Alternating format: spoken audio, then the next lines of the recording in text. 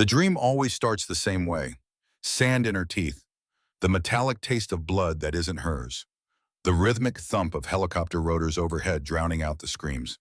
Commander Sarah Blackwood is on her knees in the dirt, hands buried deep in a soldier's chest cavity, fingers searching for an artery that's pumping his life onto the desert floor. Clamp that artery. Her voice cuts through the chaos like a blade. He's got 30 seconds. The tent hospital shudders. Another rocket impacts somewhere close. Dust rains from the canvas ceiling. Her hands don't shake. They never shake. Not when it matters. A young medic can't be more than 20 fumbles with the surgical clamp. Drops it. His eyes are wide with terror. Focus, Sarah's command snaps him back. Eyes on the wound, not the war. Move. He moves. The soldier on the table gasps. His eyes flutter open. He's going to live. Sarah pulls her hands free, blood up to her elbows. She doesn't wipe it away. There are 17 more casualties outside this tent. 17 more impossible choices waiting to be made. The alarm clock shatters the memory. 5 in the morning. Saturday, January 31st. The small apartment is dark. Sarah Blackwood sits up in bed, staring at her hands in the gray pre-dawn light. They're shaking. They always shake now. 4 years of trembling fingers that used to be steady as stone. She wraps both hands around a glass of water on the nightstand, brings it to her lips. The shaking makes the surface ripple. She drinks anyway, sets the glass down, takes a breath, counts to 5. This is the ritual. This is survival. On the wall across from her bed, a framed photograph hangs face down. It's been that way for 4 years. She knows what it shows without looking. 3rd Battalion, 75th Ranger Regiment. 43 faces. 22 of them are dead now. She was responsible for all of them. The shower runs cold. She prefers it that way. Hot water reminds her of the desert. The desert reminds her of everything else. Everything she spent 4 years trying to forget. 6:15. She pulls on the blue janitor's uniform. County General Hospital is embroidered over the left breast pocket. Below that, a name tag, Sarah. No last name, no rank, just Sarah. Invisible, forgettable, safe. She catches her reflection in the bathroom mirror. 45 years old, gray creeping into dark hair she keeps pulled back in a tight bun. Military neat, old habits die hard. Her face is lean, weathered by sun and sand, and too many deployments to count. The scar above her left eyebrow, Shrapnel Kandahar 2019, is barely visible anymore. She wears it like a ghost. On her right shoulder, hidden beneath the uniform, is a tattoo, the Ranger tab, black and gold. She got it after her first deployment to Afghanistan. 13 deployments later, she covers it every morning without thinking. Some things are better left buried. The bus ride to County General takes 40 minutes. Sarah sits in the back corner, headphones and no music playing, just silence and the rumble of the engine and the early morning streets of Los Angeles rolling past the grimy window. She doesn't look at the other passengers, doesn't make eye contact. 4 years of practice has made her very good at being invisible. At taking up no space in the world, the hospital looms ahead. 7 stories of concrete and glass and desperation. County General serves the working poor, the uninsured, the forgotten. It's always overcrowded, always understaffed, always one crisis away from total collapse. Perfect place to disappear. Sarah swipes her ID badge at the employee entrance. The system beeps. The door clicks open. She steps into the fluorescent lit hallway and becomes part of the machinery. Just another body in the blue scrubs. Another invisible worker keeping the building clean while the real medicine happens around her. The night shift janitor, Marcus, 60-something, Hyundai's Vietnam vet, though he never talks about it, nods as she passes. Morning, Sarah. Morning, Marcus. That's the entire conversation. That's all she allows. Short, simple. Nothing that invites questions or connection or the kind of attention that might make people look too closely. The supply closet on the 3rd floor is her kingdom. Mops, buckets, industrial cleaner, bleach. The chemical smell is sharp and familiar. She fills the rolling bucket with hot water and disinfectant. Steam rises. She breathes it in. 4 years of this. 4 years of pushing this bucket through these halls. 4 years of keeping her head down and her past buried 6 feet deep. She starts in the ER. Always the ER. It's where the worst cases come in. Where the blood is freshest. Where the chaos never stops. Where she can pretend she's still part of something that matters, even if all she's doing is mopping up the aftermath. 6:45 in the morning. The day shift is just beginning. Nurses cluster at the central station reviewing charts, sipping coffee from paper cups, complaining about the overnight cases. Sarah wheels her bucket past them. They don't look up. She's furniture. She's wallpaper. She's no one at all. Doctor. Rebecca Hartman strides past, white coat billowing behind her like a cape phone pressed to her ear, already barking orders at someone. 38 years old, Harvard Medical School chief ER attending. She's brilliant, and she knows it. She's also dismissive, impatient, and has never once acknowledged Sarah's existence in 4 years of working the same shift. As Hartman passes, she kicks Sarah's mop bucket without breaking stride. Water sloshes over the side onto the freshly cleaned floor. Out of the way, Hartman says without looking, without even seeing her. We have real work to do. Sarah says nothing, just mops up the spilled water. Just keeps moving, just swallows the anger that tastes like copper in the back of her throat. A young resident can't be more than 27, fresh out of medical school, still thinks he knows everything, stops at the nurse's station. He glances at Sarah, then away, like she's something unpleasant he'd rather not acknowledge.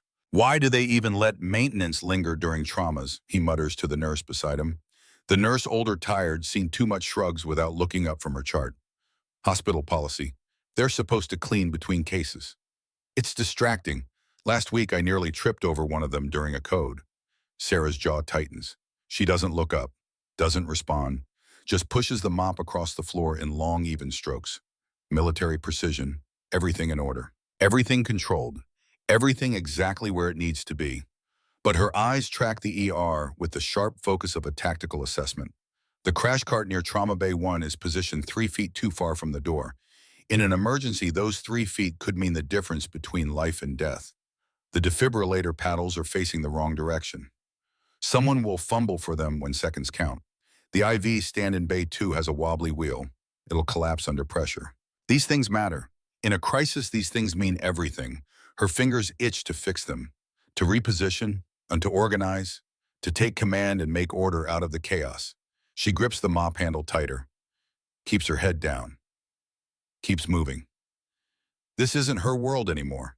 She gave up the right to fix things when she couldn't save the one person who mattered most. 7:30. A code blue sounds overhead. Code blue ICU room 412. Code blue ICU room 412. The ER staff barely reacts. Codes are routine here. Someone else's problem. Someone else's crisis. Someone else's death. Sarah's hands tighten on the mop handle. Her pulse spikes. For a moment, just a moment, she's back in the tent hospital. Back in the sand and blood and screaming. Back where her hands were steady and her voice was law, and people lived because she willed them to live. She closes her eyes, breathes, counts to 5, opens them again. The moment passes. It always does. Leo Whitmore, the head ER nurse, stands at the central station watching her. He's 56, former Navy medic, served in the Gulf War back when it was still called Desert Storm. Broad shoulders, gray hair, cut military, short eyes that miss nothing. He's one of the few people in this hospital who actually looks at Sarah when she's in the room. Really looks at her. Their eyes meet across the chaos. He nods slightly.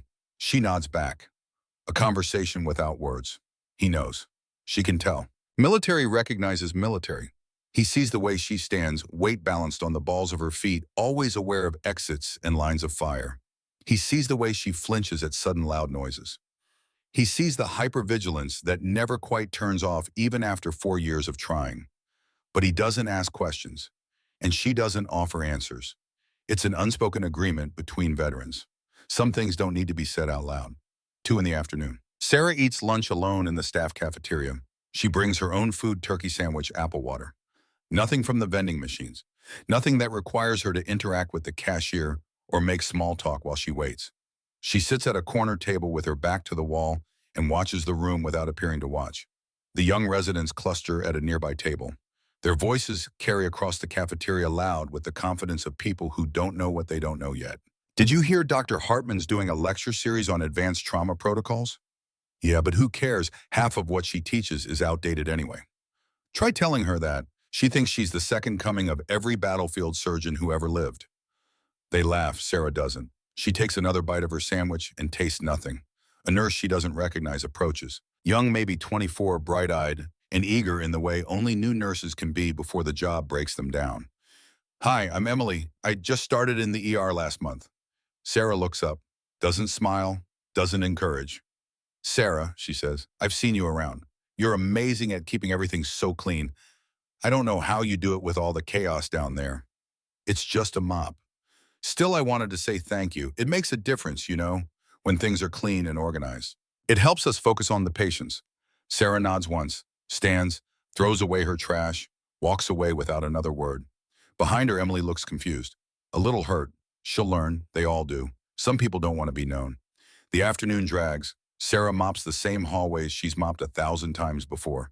She cleans the same trauma bays. She empties the same waste bins filled with bloody gauze and uses syringes and the detritus of human suffering. The routine is numbing, hypnotic. That's the point. Don't think, don't feel, don't remember. 4 in the afternoon, Dr. Hartman and 2 residents work on an elderly patient in Trauma Bay 3. The patient is coding. The monitors are screaming their electronic panic. The residents are fumbling like children playing dress-up in their parents' clothes. Sarah is in the corner emptying the biohazard bin. She's not supposed to be watching, but she can't help it. Her eyes track every movement, every mistake, every wasted second. The first resident is doing chest compressions. His hand placement is wrong. Too high on the sternum, compressions too shallow. He's bouncing the patient, not compressing the heart. At that rate, he's going to rupture the liver and kill the man he's trying to save. The second resident is trying to place a central line. She's shaking so badly the needle keeps missing the vein. 3 attempts. 4. Blood wells from failed puncture sites. The patient's neck looks like a pincushion. Doctor. Hartman barks orders, voice rising with each passing second.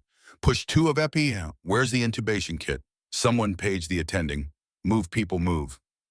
But her voice has that edge, that crack of fear underneath the authority. She's losing control and everyone in the room can hear it.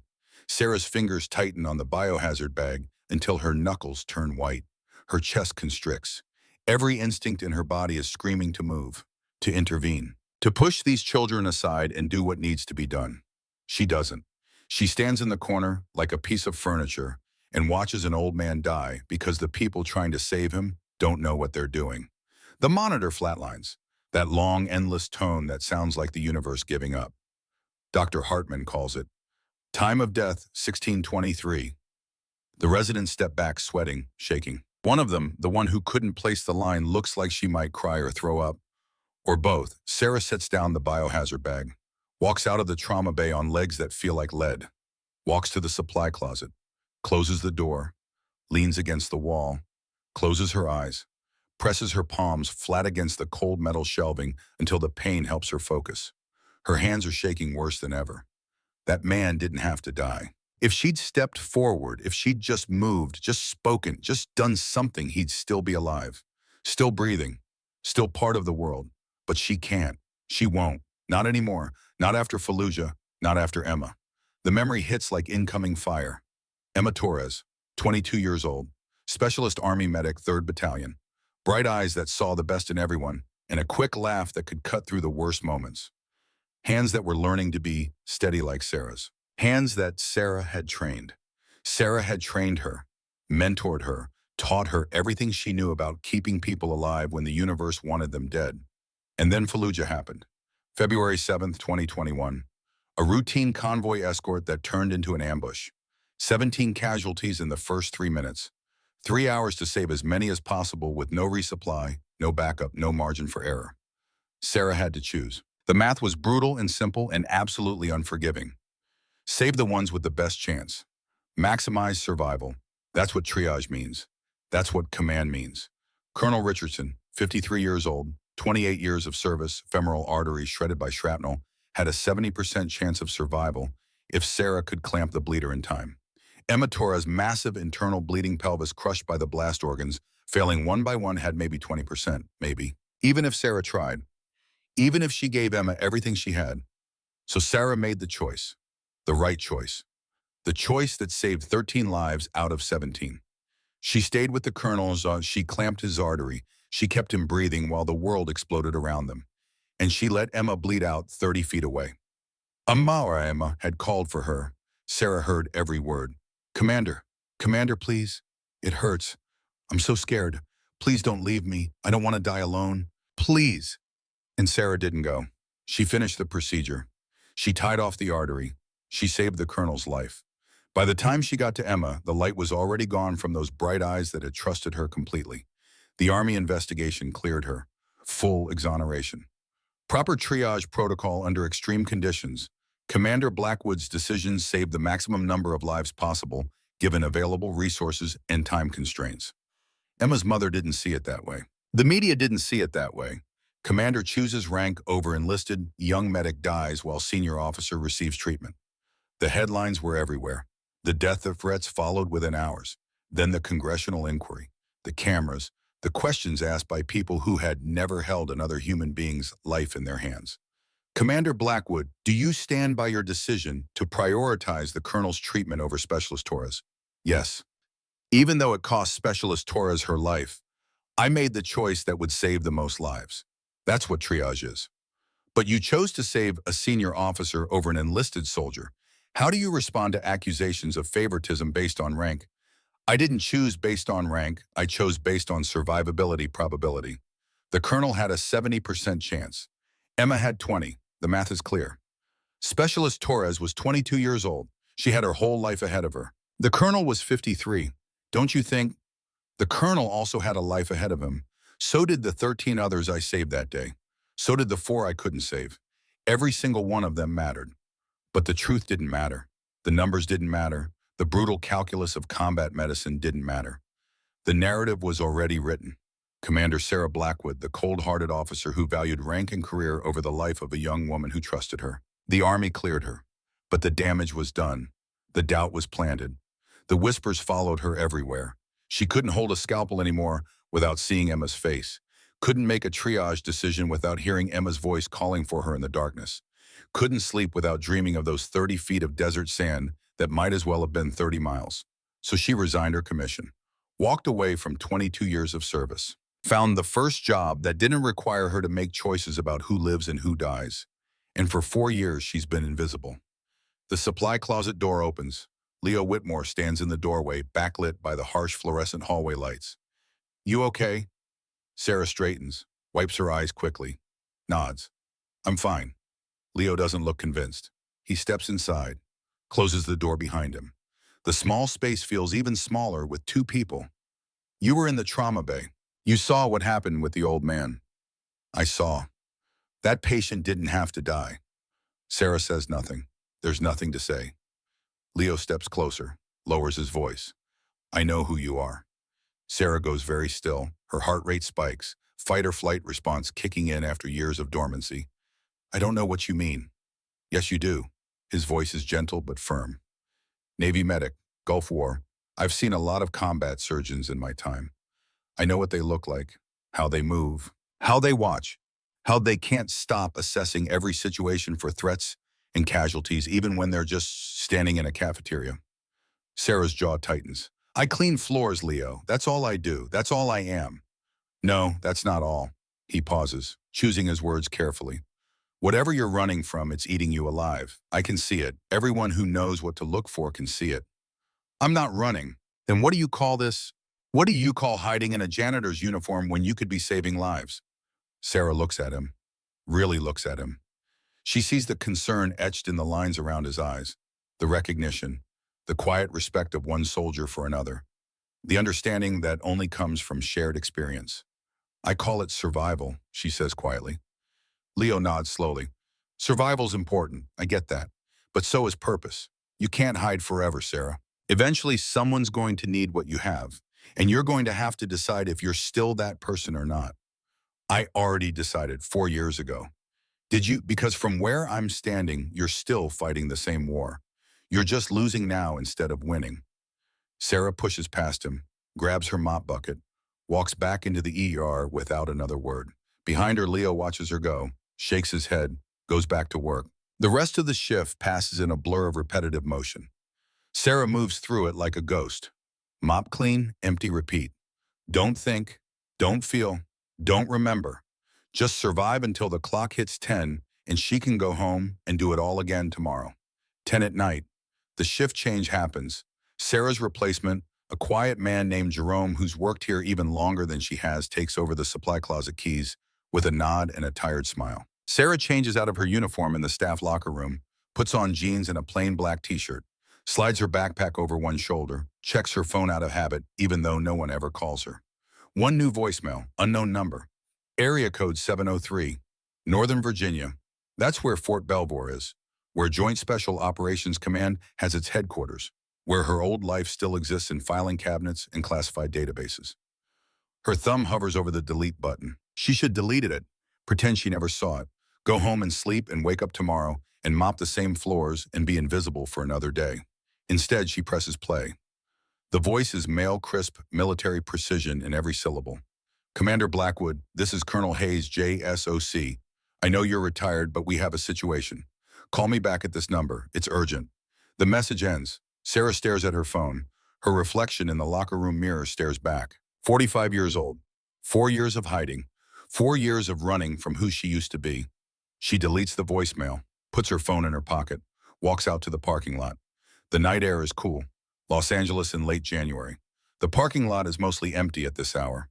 Her car, a 15-year-old Honda with 200,000 miles and a passenger door that doesn't lock, right sits in the far corner where she always parks it.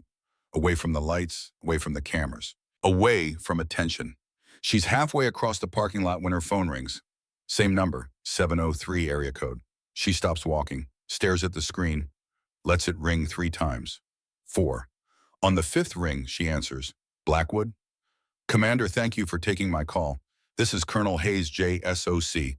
We met briefly at Fort Belvoir in 2019. Sarah doesn't remember him. She met a lot of people at Fort Belvoir. I'm retired, Colonel. Whatever this is, I'm sure you can find someone else. I wish that were true, but this is time sensitive and you're the only person who can help. I'm sure that's not accurate. It is. Listen, I'll be direct. 3 days ago, we ran a classified operation in Syria. Recovery of a high-value target. The operation was compromised. Someone on the inside leaked the coordinates. Our team walked into an ambush. Sarah's grip tightens on the phone. She knows where this is going. We lost 2 men, 3 more wounded, 1 critically. The survivor is a Green Beret named Dominic Sterling, 29 years old, good soldier. He took 3 rounds to the chest during the extraction. I'm sorry for your losses, Colonel, but I don't see what this has to do with me. Sterling is currently at County General Hospital. Your hospital. He's in the ICU in critical condition. Hayes pauses. And he's asking for you by name. He won't talk to anyone else. Won't let our medics near him. He says he knows you. Says you saved his life in Kandahar. Kandahar, 2019. The memory surfaces like a body floating to the surface of dark water. The Humvee explosion. The young soldier trapped in the burning wreckage while insurgents advanced on their position. Sarah took a round through the left shoulder, dragging him out. Kept pressure on his wounds with her good hand while returning fire with the other. Got him to the evac chopper while half the mountainside tried to kill them both. She didn't know his name then. Didn't have time for names. Just another soldier who needed to stay alive long enough to see home again. I remember, she says quietly. Good, because we have a bigger problem. Someone tried to kill Sterling in his hospital room 45 minutes ago. Sarah stops breathing. What? We think the operation was deliberately compromised. We think someone on the inside set Sterling and his team up to die. And we think whoever did it is trying to eliminate witnesses. You need to move him. Get him out of that hospital. We're working on it, but he's in no condition to be transported yet. The bullet fragments are too close to his heart. He needs at least 48 hours before we can risk moving him. Then put your own medical team on him. We tried. He's combative, paranoid. Won't let anyone touch him except nurses he recognizes. And he keeps asking for you. He says, Hayes trails off. Says what? He says you have the look. He says you're Ranger qualified. He says he'll only talk to the woman who saved him in Kandahar. Sarah closes her eyes. The past is reaching out across the years, grabbing her by the throat, pulling her back into the war she thought she'd escaped. Colonel, I haven't practiced medicine in 4 years. I clean floors. That's all I do now. I don't need you to practice medicine. I need you to keep him calm and stable until we can extract him. 48 hours. That's all I'm asking. This is insane. This is a Green Beret who saved American lives asking for help from the woman who saved his. Are you really going to say no? The words hit like a punch. Sarah opens her eyes, looks up at the hospital looming above her. 7 stories of concrete and glass and people clinging to life by their fingernails. Somewhere up there, a soldier is dying, and he's calling for her. What's the threat assessment? Her voice shifts without her meaning it to. Command mode. Tactical evaluation. The old instincts waking up like muscle memory. Unknown. We don't know who's compromised or how deep it goes. Assume anyone could be hostile. Trust no one. You're asking me to protect a target with unknown hostiles and no backup. I'm asking you to do what Rangers do, adapt and overcome. I'm not a Ranger anymore. Once a Ranger, always a Ranger, Commander. You know that. The line goes dead. Sarah stands in the parking lot holding her phone. Around her, the city hums with late-night traffic. Sirens wail somewhere in the distance. The hospital towers above her, every window a small square of light in the darkness. She should walk away. Get in her car. Drive home. Pretend this call never happened. Pretend she never heard Dominic Sterling's name. Instead, she turns around, walks back toward the ER entrance. Her heart is pounding. Her hands are shaking. 4 years of carefully constructed walls are starting to crack. But a soldier is calling for her, and she's never been able to ignore that call. The automatic doors slide open. Sarah steps back inside. The ER is pure chaos at this hour. It's always chaos. The waiting room is packed with people bleeding, crying, shouting. Nurses move between beds like dancers in some terrible ballet. Monitors beep and wail their electronic warnings. Sarah approaches the triage desk. A nurse she doesn't recognize looks up. "Can I help you?" "I'm here to see Dominic Sterling. ICU room 7. I'm his sister." It's a lie, but it's the lie Colonel Hayes told her to use. The nurse checks her computer, types something, nods. "ID." Sarah slides her driver's license across the desk. The nurse scans it, makes a note in the system, hands it back. "Elevators are down the hall to your left, 4th floor. Visiting hours are technically over, but since he's critical, we'll make an exception." "Thank you." Sarah walks toward the elevators. Each step feels heavier than the last. She's walking towards something, away from something. She's not sure which is worse. The elevator doors open. She steps inside. The doors close. She's alone with her reflection in the polished metal. She looks tired, old, like someone who's been running for 4 years and finally ran out of places to hide. The elevator rises. 4th floor. The doors open. Sarah steps out into the ICU corridor. It's quieter here. Dimmer. The lights are turned down for the patients trying to sleep through machines breathing for them. Room 7 is at the end of the hall. 2 men stand outside the door. They're not wearing uniforms, but everything about them screams military. The way they stand, the way their eyes track her approach, the slight bulges under their jackets that mean they're armed. Sarah approaches. One of them steps forward, hand near his weapon but not on it. Family only. "Sarah Blackwood. I'm his sister. Colonel Hayes sent me." The guard checks something on his phone, nods, steps aside. He's awake, agitated. "Good luck." Sarah pushes open the door.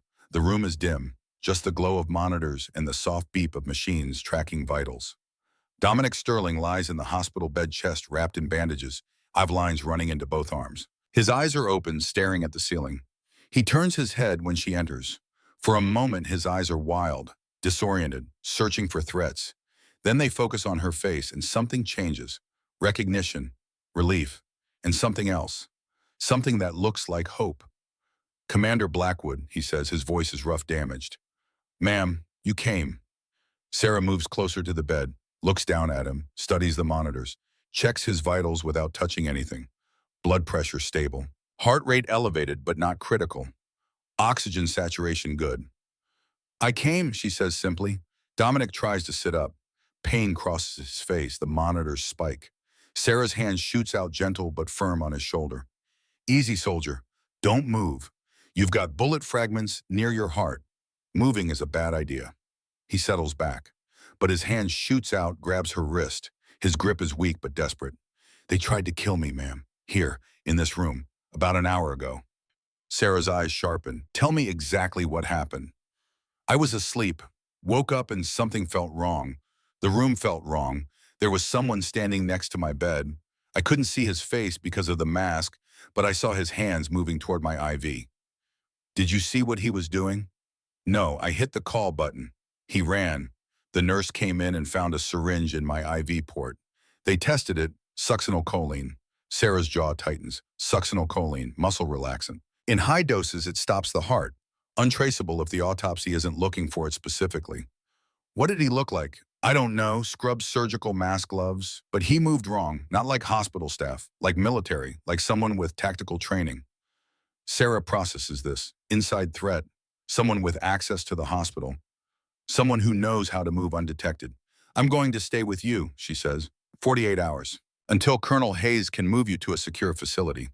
You don't have to do this, ma'am. This isn't your fight anymore. Sarah looks at him, really looks at him. This young soldier with his whole life ahead of him if someone doesn't kill him first. Yes, she says quietly, it is. She pulls up a chair, sits down next to his bed, positions herself where she can see both the door and the window. Old habits, tactical positioning, always know your exits in fields of fire. They sit in silence for a while, just the sound of monitors and Dominic's breathing. Then from somewhere far below, Sarah hears it.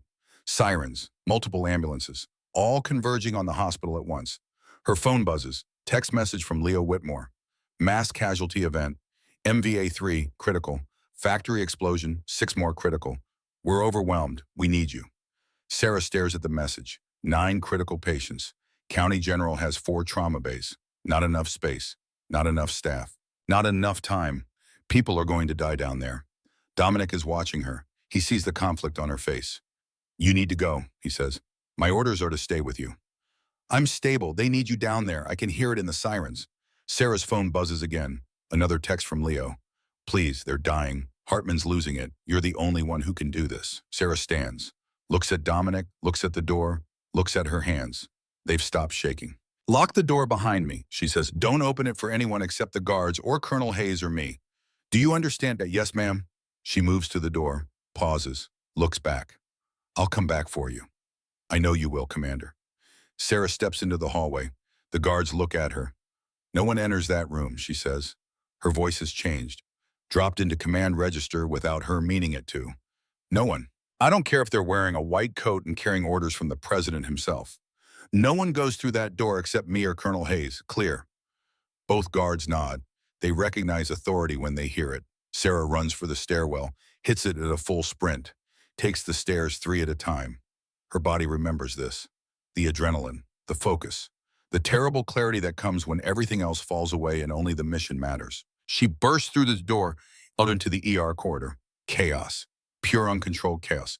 9 gurneys, 9 broken bodies. Blood on the floor, on the walls, on the hands of residents who don't know what they're doing. Alarms screaming from every direction. Nurses running between trauma bays.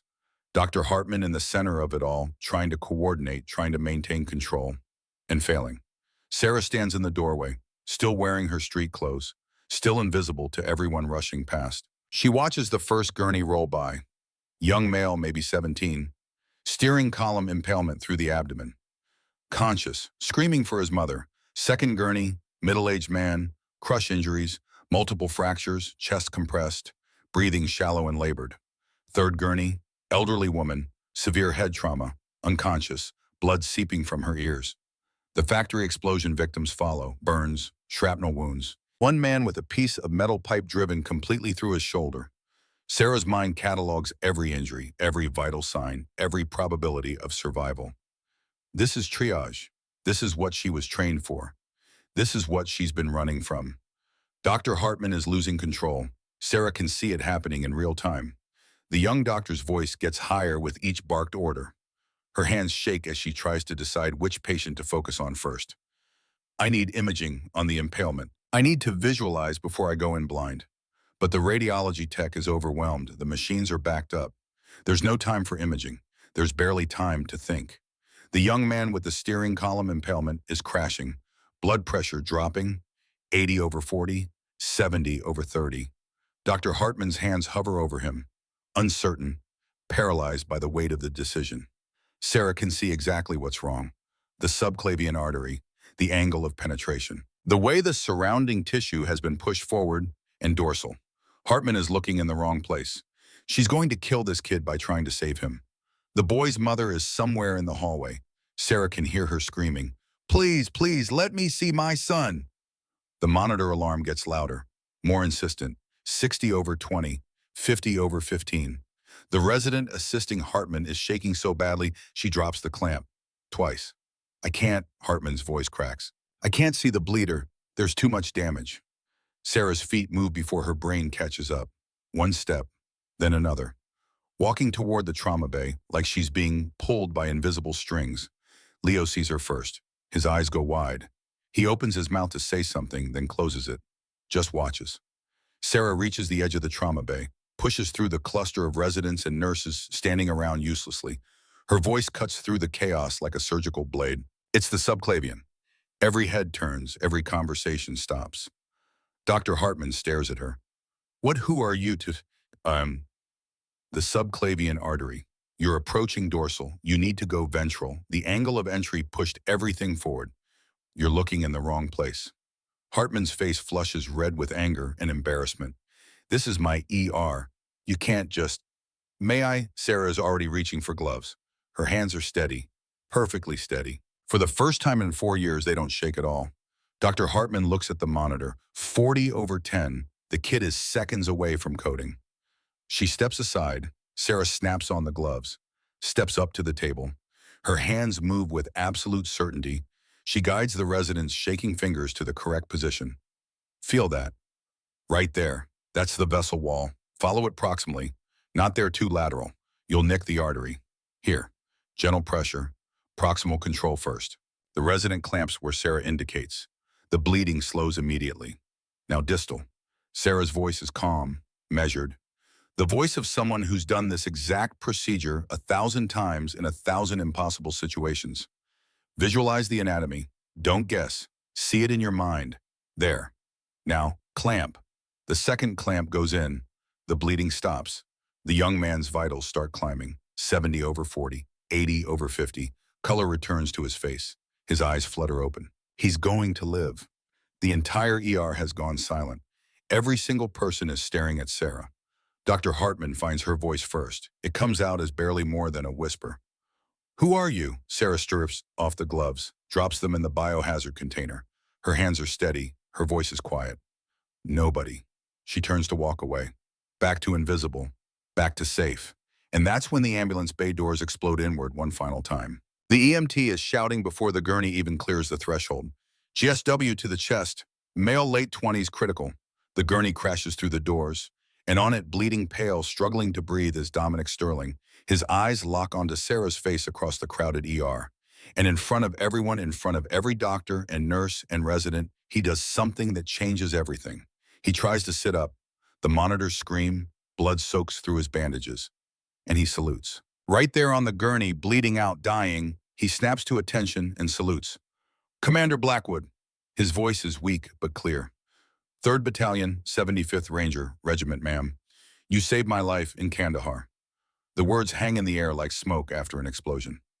Commander, Ranger Regiment, Kandahar. Every eye in the ER turns from Dominic to Sarah. The invisible janitor who just saved a life with the hands of a surgeon. The woman who stands like a soldier. The ghost who just became very, very real. Dr. Hartman steps forward. Her voice shakes with confusion and anger. What the hell is going on? Who are you? Sarah doesn't answer. Her eyes are locked on Dominic, on the blood spreading across his chest, on the monitors already screaming their warnings.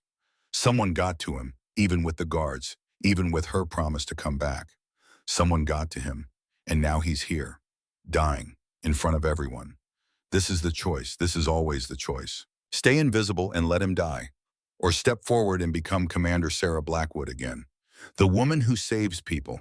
The woman who makes impossible choices. The woman who carries the weight of everyone she couldn't save. Sarah's hands clench into fists, then slowly unclench. She reaches for fresh gloves. Get out of my way, she says. It's not a request. It's not a suggestion. It's a command from someone who's used to being obeyed. Dr. Hartman doesn't move. You can't just... Sarah turns, looks her directly in the eyes. And when she speaks, her voice carries the weight of 13 deployments in 22 years of service and 4 years of silence that just shattered into a million pieces. I said, get out of my way. For one eternal moment, no one moves, no one breathes. Then Dr. Hartman steps aside, and Commander Sarah Blackwood steps back into the war. Sarah's hands move before her mind fully catches up. Muscle memory from 1,000 battlefield surgeries takes over. She's at Dominic's side in 3 strides, gloves already on, eyes scanning the damage with practiced precision. Talk to me, she says to the EMT, still gripping the gurney rails. The young man is pale, shaking. He's seen bad trauma before, but this is different. This is a soldier bleeding out in front of someone who just gave orders like incoming fire. Found him in the stairwell between 3rd and 4th floor. 3 new GSWs close range, looks like 9 mm. Entry wounds chest and abdomen. Exit wound right flank. He's lost at least 2 units already. Sarah's fingers probe Dominic's chest. He gasps, tries to speak. She puts one hand on his shoulder, firm but gentle. Don't talk. Save your strength. I've got you. His eyes find hers. There's trust there. The kind of trust that only exists between soldiers who've bled together. Dr. Hartman recovers from her shock enough to step forward. We need to get him to surgery immediately. Page the OR, get me. No time. Sarah's voice cuts through like a scalpel. He's got a tension pneumothorax building. Left side. You put him in an elevator to the OR, he codes, before you hit the 2nd floor. How do you know that? Sarah doesn't answer. She's already moving hands palpating Dominic's left chest. There, she can feel it. The slight asymmetry, the subtle bulge, the way his trachea is starting to deviate. Somebody get me a 14-gauge needle, now. A nurse, Emily, the young one, who tried to befriend Sarah at lunch, fumbles with the supply card. Her hands shake as she tears open the package. Sarah takes it without looking. Count intercostal spaces with me. Find the 2nd space mid-clavicular line. Emily's fingers trace Dominic's ribs, counting down from the clavicle. Here, that's 3rd. Go up 1. Here, perfect. Hold him steady.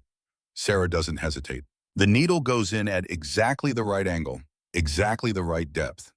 Years of doing this in tents and trenches in the backs of helicopters with rotors screaming overhead. There's a hiss of escaping air. Dominic's chest inflates properly. The monitors change their tune from panic to cautious optimism. Blood pressure climbing, 80/50, 90/55. Oxygen saturation rising, 78, 82, 86. Sarah strips off her gloves, reaches for new ones. Now we move him. Trauma Bay 1, I need a central line kit chest tube setup and 4 units of O- running wide open. The ER erupts into coordinated motion. But it's different now. Everyone's moving with purpose, following orders from someone who clearly knows what she's doing. Dr. Hartman stands frozen watching this transformation, watching her ER respond to someone else's commands. Leo appears at Sarah's elbow as they wheel Dominic toward the trauma bay. His voice is low, meant only for her. The guards outside his room. I told them no one gets in. They're both dead, shot, suppressed weapons. Security found them 5 minutes ago. Sarah's jaw tightens, but her hands stay steady as she helps transfer Dominic to the trauma bay table. How did he get to the stairwell? Best we can figure, he heard the shooting, tried to run, didn't make it far. Cameras. Conveniently malfunctioned on the 4th floor at 2200 hours. Came back online 20 minutes later. No footage of the shooter. Sarah positions herself at the head of the table, hands already assessing Dominic's airway. This was professional, inside job. Someone with access to hospital security systems. Who is this kid? Green Beret. Classified op went bad. Someone's trying to clean up witnesses. Leo's eyes widen slightly, but he doesn't question further. Just nods and moves to assist. The other 8 critical patients are still being worked on around them. The ER is a symphony of controlled chaos. Residents calling out vitals. Nurses running between beds. The smell of blood and disinfectant thick in the air. Sarah focuses on Dominic. Only Dominic. Everything else fades to background noise. Pressure's still dropping, Emily calls out from the monitors. 75/40. Sarah's hands probe his abdomen. He's bleeding internally, likely liver or spleen. We need to open him up. Dr. Hartman finds her voice. We can't do exploratory surgery in the ER. We don't have the equipment, the sterile field, Then he dies. Sarah's eyes don't leave Dominic. He's got maybe 10 minutes before he exsanguinates. The OR is 12 minutes away, even if it was prepped and waiting. Math doesn't work. This is insane. We're not equipped for... Sarah finally looks up, meets Hartman's eyes directly. I've done emergency laparotomies in tents with mortars landing 50 yards away. You've got walls, lights, and running water. We're equipped. For a long moment, the 2 women stare at each other, a contest of wills, of authority, of who's really in charge here. Hartman looks away first.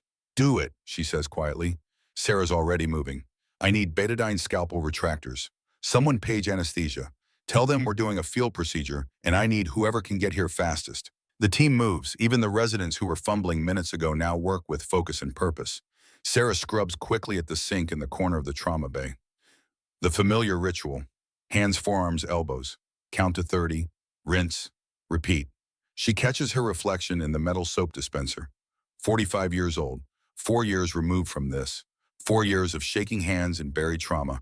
But right now her hands are steady as stone. An anesthesiologist rushes in already pulling on gloves. He's young, maybe 30, but his eyes are sharp. You're really doing a lap in the ER. Unless you've got a better idea in the next 8 minutes. He looks at Dominic's vitals. Looks at Sarah, nods. Let's do this. What do you need? Keep him alive. I'll do the rest. Sarah positions herself at Dominic's right side. Leo hands her the scalpel. The weight of it feels familiar, right? Like picking up a weapon she swore she'd never touch again. Last BP was 68/35, Emily calls out. Heart rate 140. He's running out of time. Sarah looks around the trauma bay. Everyone not essential step back. This is going to be messy. She doesn't wait for acknowledgement. The scalpel goes through skin, through muscle, through fascia. A clean midline incision from sternum to umbilicus. Years of training and experience guide her hands. Blood wells up immediately. Dark venous blood mixing with bright arterial spray. Suction, Sarah says calmly. A nurse she doesn't know appears with a suction catheter. Works to clear the field. Sarah's hands go into the abdomen. Searching, assessing. The liver is intact. The spleen there, shattered. Fragments, bleeding from multiple sites. Spleen's gone. Massive fragmentation. I need to take it out. Dr. Hartman leans in watching. Can you do that without? Watch and learn. Sarah's hands move with practiced efficiency. Mobilizing the spleen, identifying blood vessels, clamping, tying off. She's done this procedure so many times she could do it blind. Around them, the ER continues its chaos. She can hear Dr. Hartman coordinating the other patients. Hear the young resident who couldn't place a central line earlier, finally getting one in. Hear the factory explosion victim with the pipe through his shoulder being prepped for the OR. But all of that is distant. Background. Sarah's world has contracted to the space inside Dominic Sterling's abdomen and the vessels she needs to tie off before he bleeds out on this table. Pressure's coming up, the anesthesiologist calls out. 70/40, 80/45. Good, keep pushing fluids. He's going to need at least 6 units before we're done. We've only got 4 in the blood bank immediately available. Then get more. Call in donors if you have to. And Sarah removes the destroyed spleen, hands it off to a nurse. Continues exploring the abdomen, looking for other injuries, other bleeding. There, the liver, a deep laceration across the right lobe, not immediately fatal, but bleeding steadily. Liver lac right lobe, I need packing material. Gauze appears in her hand. She packs the wound carefully, methodically, creating pressure to stop the bleeding without causing more damage. Minutes tick by. Sarah works in silence, hands moving with absolute certainty. This is what she was trained for. What she was born for, maybe. Keeping people alive when the universe wants them dead. BP stable at 90/55, the anesthesiologist reports. Heart rate coming down to 110. I think we've got him. Sarah allows herself one small breath of relief, continues working, checking for missed injuries, making sure nothing's been overlooked. Behind her, someone clears their throat. She glances back. A man in a suit stands at the edge of the trauma bay. Hospital administrator, James Cooper. She's seen him before, always rushing past with paperwork and a phone pressed to his ear. I need to speak with you, he says. I'm a little busy. This can't wait. Sarah's hands don't stop moving. Then talk while I work. Cooper looks uncomfortable, like he'd rather be anywhere but here. You just performed an unauthorized medical procedure. You're not credentialed at this hospital. You're not even a doctor here. You're maintenance staff. And that kid would be ahead if I'd waited for authorization. That's not the point. The point is liability, insurance, legal exposure. You've put this hospital at tremendous risk. Sarah ties off the last vessel, starts removing the packing to check for continued bleeding. Are you seriously talking to me about insurance while I'm elbow deep in someone's abdomen? I'm talking about the future of this hospital. One lawsuit could shut us down. Sarah pulls back slightly, looks at Cooper directly. Her eyes are hard, cold. Then maybe you should hire better doctors who don't freeze when critical patients come through those doors. Cooper's face flushes red. Dr. Hartman is an excellent doctor. Hartman almost killed that 17-year-old with the steering column impalement because she was looking in the wrong place. That elderly man who coded this afternoon died because the resident doing compressions had the wrong hand placement. I've watched this ER fumble routine procedures for 4 years while good people died. You had no right to intervene. I had every right. I took an oath. Do no harm. That oath doesn't have an expiration date. Your oath doesn't override hospital policy or state medical board regulations. Sarah returns her attention to Dominic's abdomen. The bleeding has stopped. She begins closing layer by layer. We'll discuss this after my shift, she says. Right now, I've got work to do. There is no after your shift. You're suspended pending investigation. Security will escort you out as soon as you're finished here. Sarah's hands pause for just a moment, then continue suturing. Fine. Let me save this kid's life first. Then you can fire me. Cooper opens his mouth to respond, closes it, turns, and walks away. Leo watches him go, then moves closer to Sarah, keeps his voice low. You knew this would happen. Yeah. And you did it anyway. Yeah. Why you so wild? Sarah ties off another suture. Because he's a soldier, and soldiers don't leave soldiers behind. The closure takes another 20 minutes. Sarah works methodically, checking each layer, making sure everything's secure. By the time she places the final staple in the skin, Dominic's vitals are stable. Not great, but stable. He needs to go to the ICU, she tells the anesthesiologist. Close monitoring for the next 48 hours. Watch for signs of continued bleeding. If his pressure drops or his abdomen becomes rigid, he goes back to the OR immediately. You're not coming with him. I'm about to be escorted out by security. Someone else will have to take it from here. The anesthesiologist looks troubled. For what it's worth, that was the best field surgery I've ever seen. You saved his life. Let's hope it was worth it. They wheel Dominic toward the elevators. Sarah watches him go, feeling the adrenaline start to fade. Her hands begin to shake again. Just slightly, just enough to remind her that the last hour was an aberration, a temporary return to someone she used to be. She strips off her gloves. Her scrubs are covered in blood. Dominic's blood. She needs to clean up, change face, whatever comes next. Dr. Hartman appears beside her. Her expression is complicated. Anger and respect and confusion all mixed together. We need to talk, Hartman says. Apparently I'm being suspended, so we'll have plenty of time. Not about that, about this. Hartman gestures to the trauma bay, the blood, the instruments scattered across the table. About who you are. Sarah starts cleaning up, gathering instruments, disposing of contaminated materials. Old habits. Always leave your workspace better than you found it. I'm nobody, a janitor who made a mistake. Bullshit, Hartman's voice is sharp. That wasn't a mistake. That was 20 years of training and experience. That was someone who's done battlefield surgery under fire. Sarah doesn't respond, just keeps cleaning. That soldier called you commander. He said 3rd Battalion Ranger Regiment. Is that true? It was true 4 years ago. What happened 4 years ago? Sarah stops moving.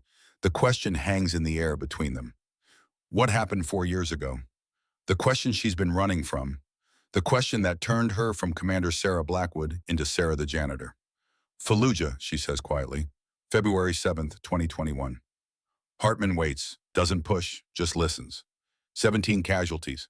Ambush. 3 hours to save as many as I could with no resupply, no backup, no margin for error. How many did you save? 13. That's remarkable. I lost 4. Sarah's voice hardens. 4 soldiers who trusted me to keep them alive. 4 families who got folded flags instead of their children coming home. In a mass casualty event, with those conditions, losing 4 out of 17 is... One of them was my medic, Specialist Emma Torres, 22 years old. I trained her, mentored her, taught her everything she knew. Hartman's expression softens. Understanding begins to dawn. Triage, she says softly. Triage. Sarah's hands clench. Colonel Richardson had a 70% chance if I could stop the bleeding. Emma had maybe 20. The math was clear. Save the one with the best chance. So you chose. So I chose, and Emma died calling my name while I was 30 feet away, saving someone else. The words come out flat, empty, like she's recited them so many times they've lost all meaning. The Army cleared me, said I followed proper triage protocol, said I saved the maximum number of lives possible. But Emma's mother didn't see it that way. The media didn't see it that way. Sarah looks at Hartman directly. They said I chose to save a senior officer over an enlisted soldier.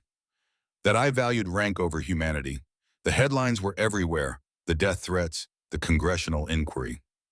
But you were cleared. Doesn't matter. The damage was done. I couldn't hold a scalpel anymore without seeing Emma's face. Couldn't make a triage decision without hearing her voice. So I resigned. Found a job where I didn't have to choose who lives and who dies. Until tonight. Until tonight. They stand in silence for a moment.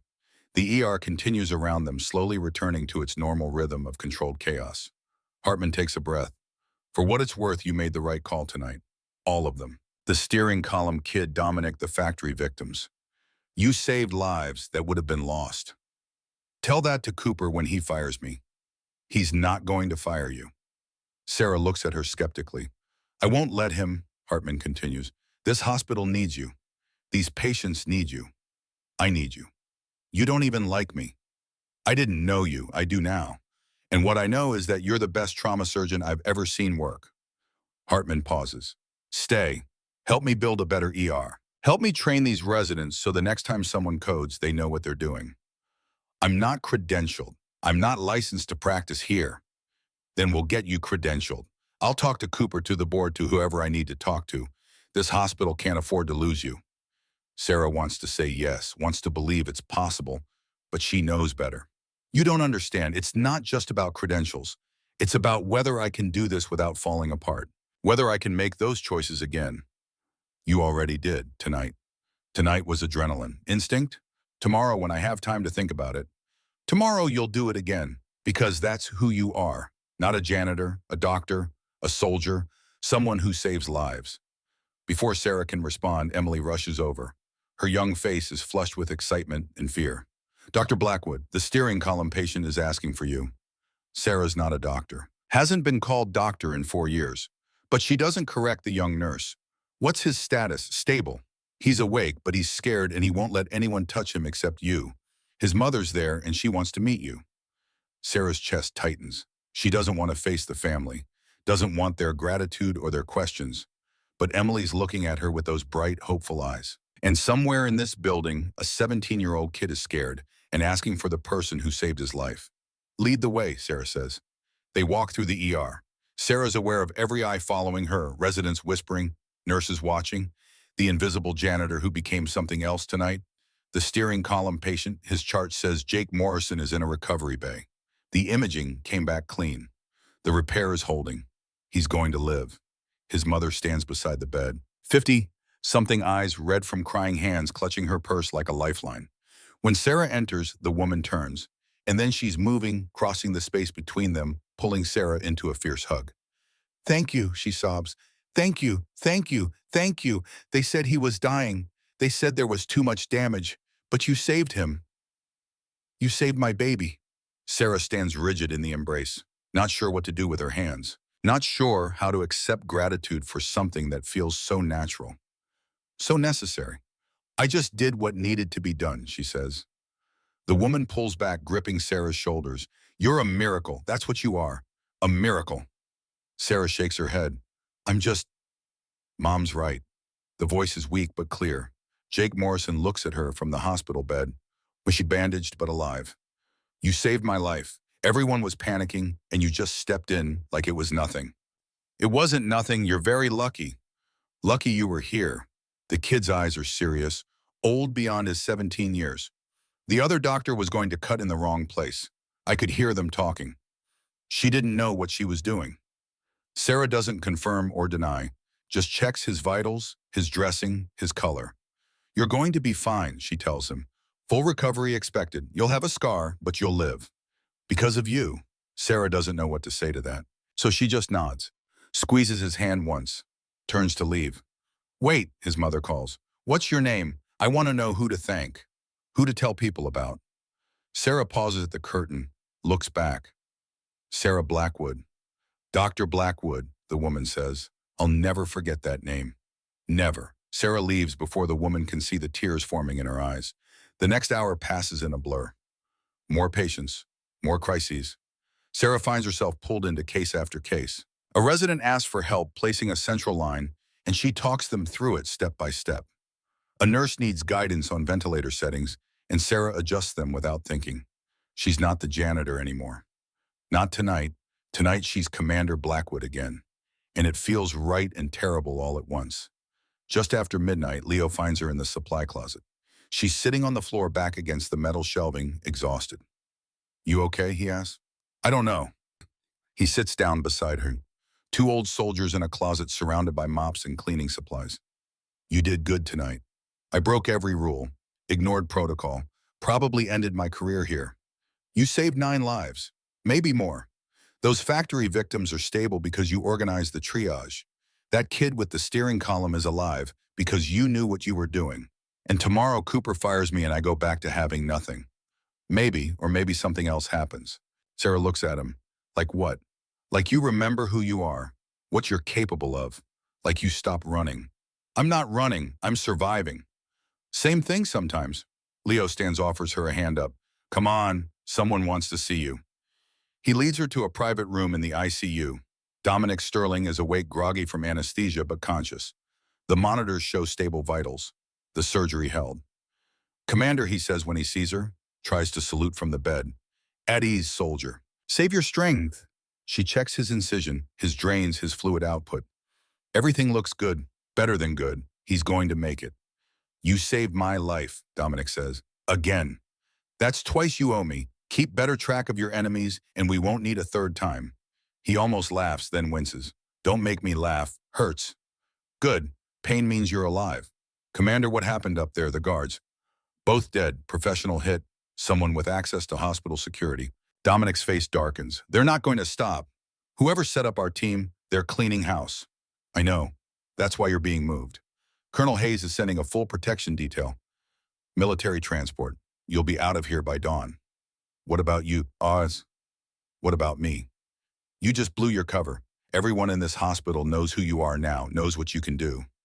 Sarah sits down in the chair beside his bed. Yeah, I noticed. Was it worth it? She looks at him. This young soldier who's alive because she made the choice to step forward, to become Commander Blackwood again, even for just one night. Ask me tomorrow, she says. They sit in companionable silence. The monitors beep steadily. Outside the window, Los Angeles sprawls in every direction, millions of lights in the darkness. You know what Emma would say? Dominic asks quietly. Sarah goes very still. You knew her. Met her once at Fort Benning. She talked about you. Said you were the best surgeon she'd ever seen.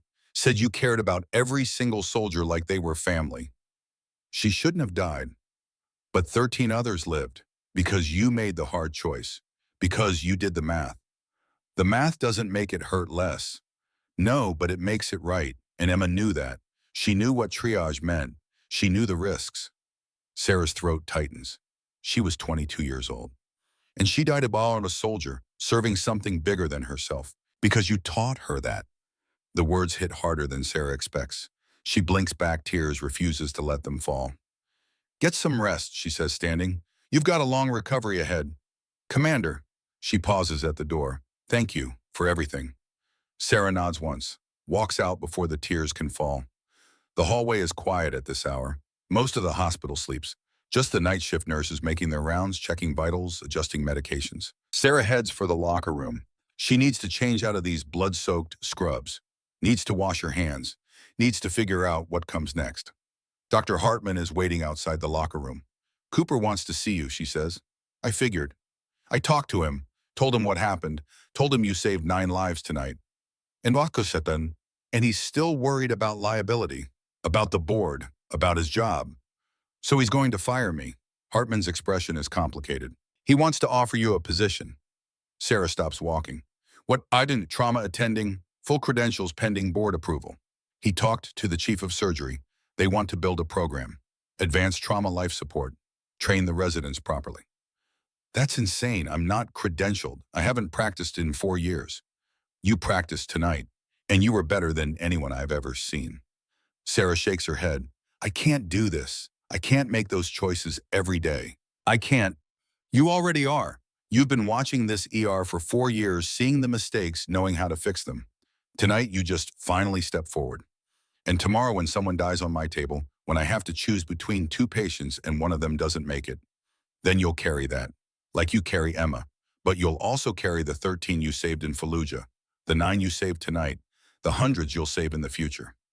Sarah wants to argue, wants to run, wants to go back to being invisible.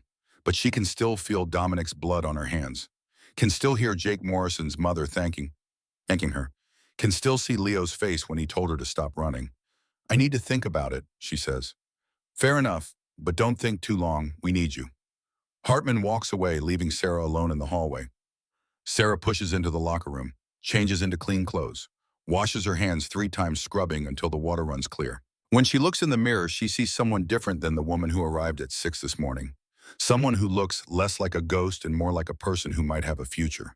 Her phone buzzes. Text from an unknown number. She opens it. This is Colonel Hayes. Sterling is stable and being transported at 0600. Thank you for keeping him alive. Your country owes you a debt. A second message follows. The investigation is ongoing. We've identified the shooter. Contractor working for defense firms with connections to the compromised operation.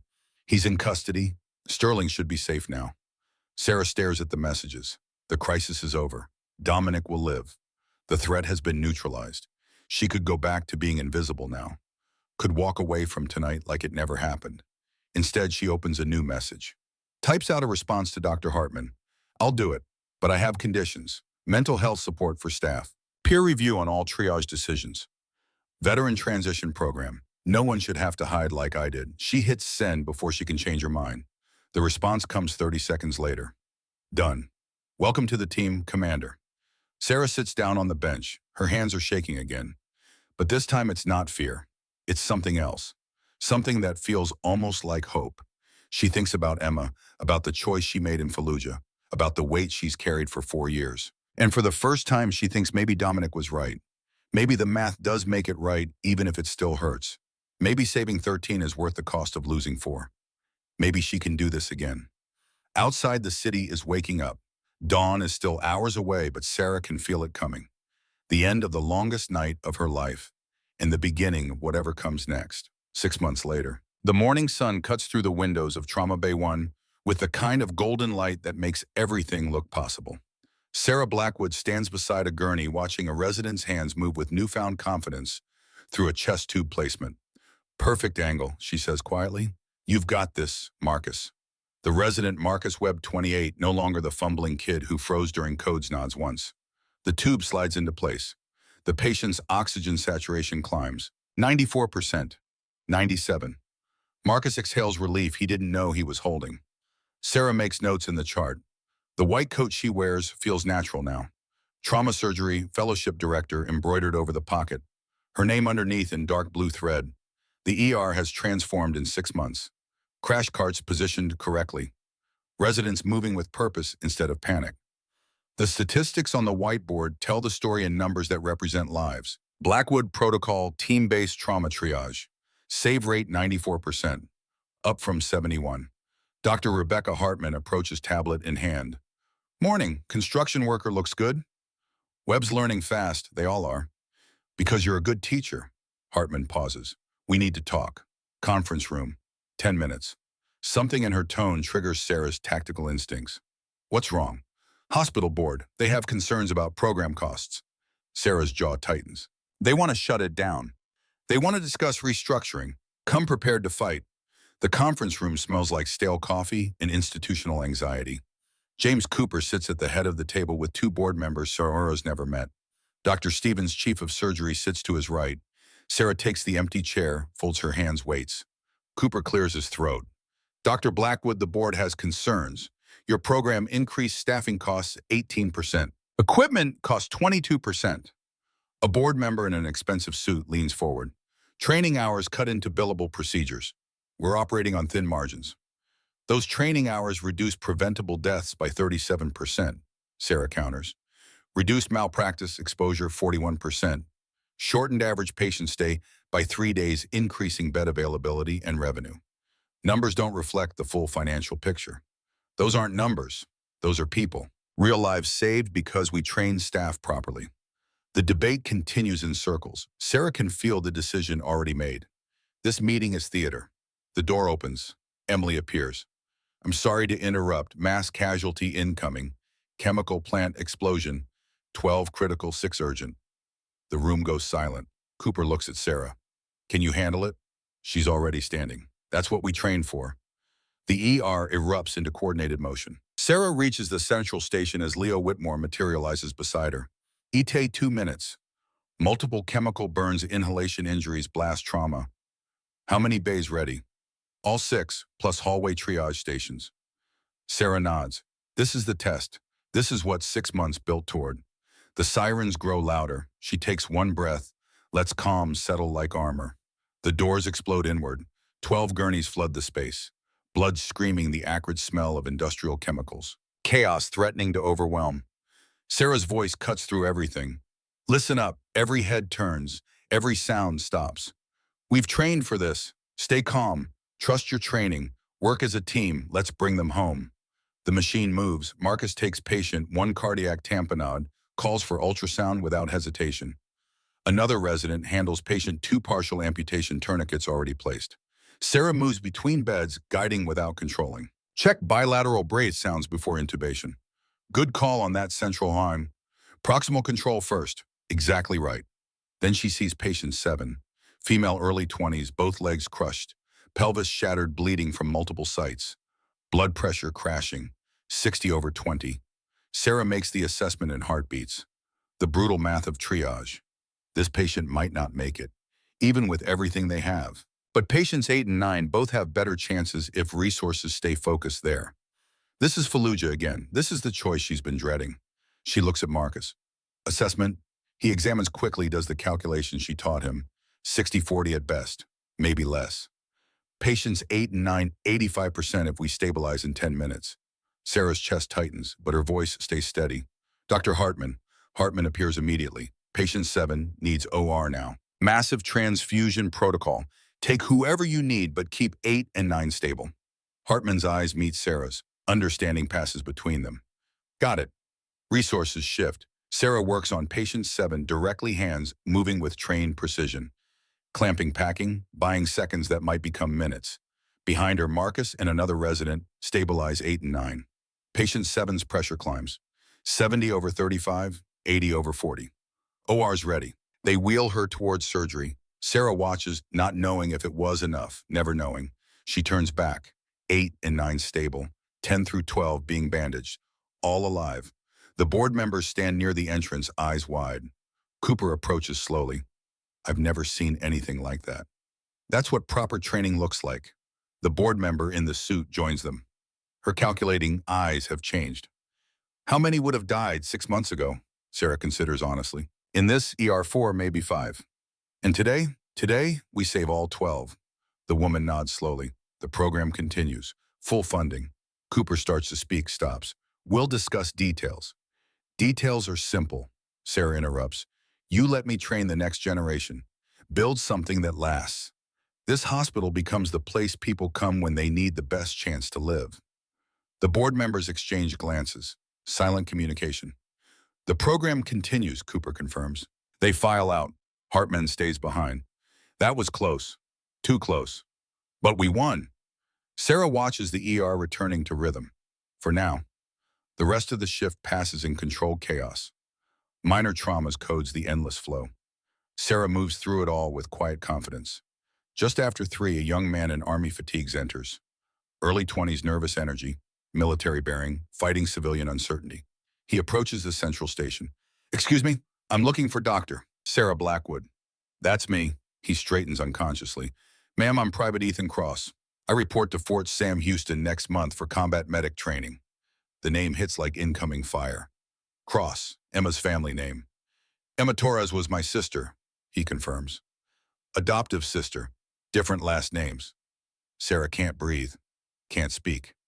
I enlisted because of her, what she believed in, what you taught her. Ethan, I'm so sorry about Emma. I tried. He holds up a hand, pulls an envelope from his jacket, worn from being carried. My mom asked me to give you this. She wrote it 2 years ago but couldn't find you. Sarah takes it with shaking hands, her name in careful script. Commander Sarah Blackwood. I can't. She needs you to read it. Sarah opens the envelope. 2 pages handwritten. Commander Blackwood. I was angry for so long. I blamed you, said terrible things. But then I found Emma's letters. She wrote about you and almost everyone. How you knew every soldier's name, their families, their fears. How you sat with the dying ones so they wouldn't be alone. How you stayed calm when everyone panicked. She wrote that if she ever fell, she'd want it to be serving something bigger. Because that's what you taught her, that we serve something bigger than ourselves, that the weight we carry is heavy but necessary. I understand now. You didn't choose to let Emma die. You chose to save the 13 others. The decision Emma would have made, the decision that honors the oath you both took. I forgive you. I forgave you long ago, and I hope someday you forgive yourself. Because Emma loved you like a mother. She would be proud of what you're doing now. Keep saving lives. Keep teaching. Keep making the hard choices. That's her legacy. That's what she died for. Signed Maria Cross. Sarah reads it twice. Tears run unchecked down her face. She didn't blame you, Ethan says softly. None of us do. Sarah can't find words. Can I learn from you like Emma did? I want to be as good as she was. Sarah looks at this young man carrying his sister's legacy in his eyes. Yes, I'd be honored. His face transforms. Thank you, ma'am. I won't let you down. Report Monday 0800. We'll start your training. He nods sharply, almost salutes. Yes, ma'am. After he leaves, Sarah stands holding Maria's letter. Around her, the ER continues its rhythm. Leo appears, sees her tears. You okay? Sarah folds the letter carefully, tucks it into her coat pocket over her heart. Yeah, I think I am. Later that evening, after her shift ends, Sarah makes an unscheduled stop. The military hospital across town where Dominic Sterling finished his recovery. She finds him in the physical therapy wing working through exercises with a trainer. He's thinner than 6 months ago, but alive. Moving, healing. Commander Blackwood. He stops mid-rep, straightens. Ma'am, at ease, Sterling. I'm not your CO anymore. Still feel like you are. He grins. Heard you're building quite a program at County General. Trying to. You're looking good. Better than the last time I saw you bleeding out on a gurney. Thanks to you. Both times. They walk outside to a courtyard, sit on a bench in the fading sunlight. I'm heading back to my unit next week, Dominic says. Full duty cleared. That's good. That's really good. Colonel Hayes told me about the investigation. The whole network that got exposed because I survived. You did that. You survived when they wanted you dead. Because you wouldn't let me die. He pauses. Emma Torres would be proud, you know, of what you're doing, training the next generation. Sarah's throat tightens. Her brother came to see me today. He's enlisting. That why you look like you've been crying? Her mother sent a letter. Forgiveness I didn't know I needed. Dominic nods slowly. The ones we lose, they stay with us. But so do the ones we save. You taught me that in Kandahar. Taught Emma that in training. Now you're teaching a whole new generation. It doesn't feel like enough sometimes. It never does. But it's what we've got. The mission continues, right? Right. They sit in comfortable silence. Two soldiers who understand the weight differently than civilians ever could. Take care of yourself, Commander. You too, Sterling. Stay alive out there. Plan to. Got a good teacher. 1 week later, Sarah stands before her first official training class. 20 students. Combat medics, nursing students, paramedics. Ethan Cross in the front row notebook, ready. She writes on the whiteboard, Blackwood Protocol Core Principles. 1. No one decides alone. 2. Every life matters. 3. We honor the fallen by saving the living. She turns to face them. Most of you will never see combat, but you'll all face moments when everything goes wrong, when protocols fail and you have to make a choice. She pauses, lets the weight settle. I'm here to teach you how to make that choice, how to carry it after, how to keep going. A nursing student raises her hand. How do you keep going? Sarah thinks about Fallujah, about Emma calling her name, about 4 years hiding and 6 months rebuilding. You remember why you're doing this. Every person you save honors the ones you couldn't. The weight is heavy but necessary, and you're never alone. She looks at the faces before her, young, uncertain, full of potential. We carry this together, as a team. That's what the protocol means. The class runs 2 hours. When it ends, most students file out. Ethan stays with 3 other veteran medics. Same time next week, one asks. Same time. After they leave, Ethan lingers. Ma'am, do you still think about the ones you lost? Every day. Does it get easier? She considers lying, decides on truth. No, but you get stronger. You learn to carry it better. Emma used to say grief is the price we pay for love. Sarah's chest tightens. She understood. I'm trying to. You will. Give it time. Late that afternoon, Sarah meets Hartman in the hospital cafeteria. Coffee and exhaustion between them. Hell of a week, Hartman says. Hell of 6 months. You know, when you first stepped forward during that code, I thought you were insane. I was. Now I think you're the best thing that ever happened to this ER. Sarah looks at her colleague, once an adversary, now something like a friend. 6 months ago, I would have lost half those patients from the chemical plant. Hartman continues. 6 months ago, I was mopping floors. And now you're changing how we practice medicine, training residents who won't freeze during codes, building something that'll outlast both of us. Sarah sips her coffee. Couldn't do it without you. Partners. Partners. They sit in companionable silence until their pagers go off simultaneously. Another trauma incoming. They stand together, head toward the ER together. This is home now. That evening, Sarah returns to her small apartment. The photograph on the wall faces outward now. 3rd Battalion, 75th Ranger Regiment. 43 faces. Emma Torres circled in gold. Sarah touches the frame gently. A ritual. A remembrance. We did good work today, she whispers. Saved all 12. Every single one. The faces don't answer. Never do. But Sarah knows the truth. Knows it in steady hands and clear mind and willingness to step forward when others freeze. She's not hiding anymore. She's Commander Sarah Blackwood. Trauma surgeon, teacher, veteran. And she's finally home. The city spreads out below her window. Millions of lives. Some will end up in her ER. Some she'll save. Some she won't. But she'll try. Every time. Because that's what Rangers do. What Emma would have done. What the oath demands. Sarah closes her eyes, takes a breath, opens them again. Tomorrow there will be more crises, more impossible choices, more weight to carry. But tonight, for the first time in 4 years, she sleeps without nightmares. She dreams of steady hands and saved lives, of students learning to bear the weight she's teaching them to carry. She dreams of Emma smiling. She dreams of peace. And when morning comes and the city wakes and the ER calls her back, she'll be ready. Because this is who she is. She saves lives. And she's not stopping. Not ever.